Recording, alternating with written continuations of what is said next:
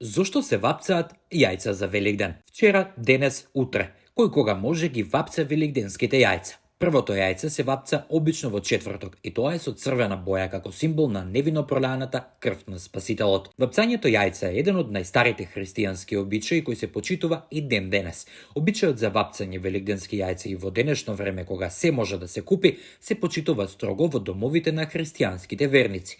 Променети се и умножени само техниките кои се користат. Јајцето е символ на почетокот на животот, зашто од него се раѓа малото пиле.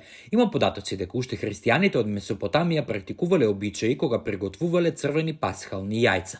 Традицијата на тоа да се подаруваат вапцани јајца најмногу се поврзува со легендата за јајцето која Марија Магдалена му го подарила на императорот Тиберий. Според записите, таа имала можност да се сретне со императорот и како подарок му однела црвено јајце. Други верзии на преданието раскажуваат дека императорот се посомневал околу веста за воскресението и рекол: како што јајцето од бело не може да стане црвено, така и мртвите не можат да воскреснат. Тогаш настанало чудо. Белото јајце започнало да поцрвенува.